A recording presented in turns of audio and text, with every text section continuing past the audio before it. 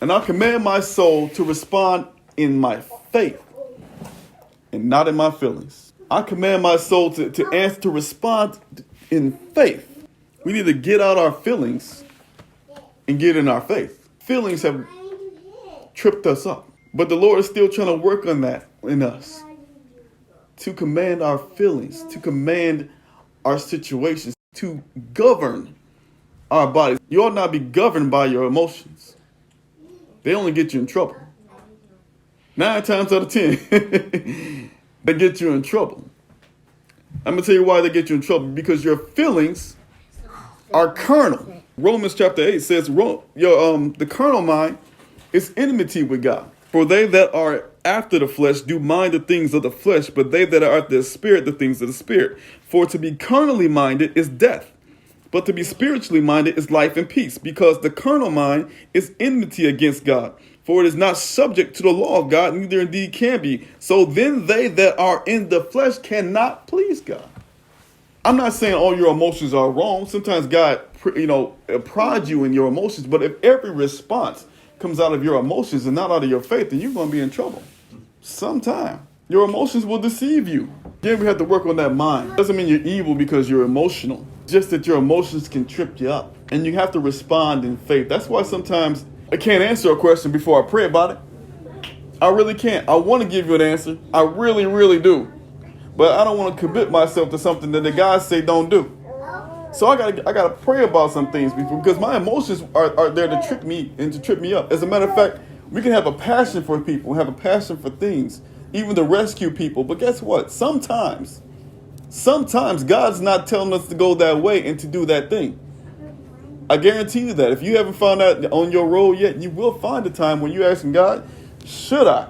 I talk about it quite often when David went to Keilah, the city of Keilah, and went to go rescue it because the Philistines had came down and encamped against it. And then Saul heard that David was down in Keilah, so Saul had to Keilah to go kill David. David asked the Lord, is Saul going to come down? God said, yep, he coming. And he said, well, Lord, will the men of Keilah give me up? He said, yes, they will.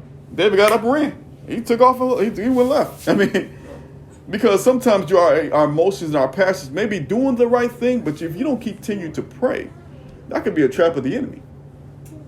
That could be a trap of the enemy. So sometimes you got to pray. Don't just be carnally minded, be led about of your emotions. You have to be led about of the Spirit. David was wise enough, even in the Old Testament, was wise enough to seek the Lord for an answer. Even though he was doing the perceived right thing. Don't let our emotions get past. Sometimes Satan is laying a trap for you. Sometimes Satan is laying a trap for you. But I'll say this. Pray about everything. I've heard people, and it happens all the time. Let's just talk about it. When you go into a store and you see somebody out begging for money, you have pity on the person. You want to give them some money, right? I do this thing where I'm not reaching in my pocket. I don't care who you are. If I go in the store, if you ask me for change, I'm like, well, I'll see about it when I come out. That's my thing.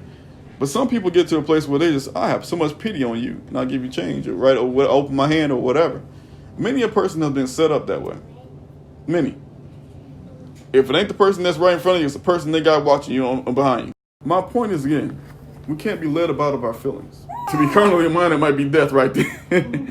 You use some wisdom, pray about it. And even say, for instance, we heard about in the book of Acts where there was this young man, he was lame in the legs, and every day the apostles would go past him, and they went up about the 9th hour to pray.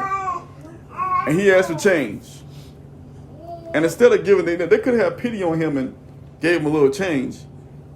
But God wanted them to have something completely different that really revolutionized and blessed his life. When they laid hands on that man got up and walked. Seek the answer of the Lord.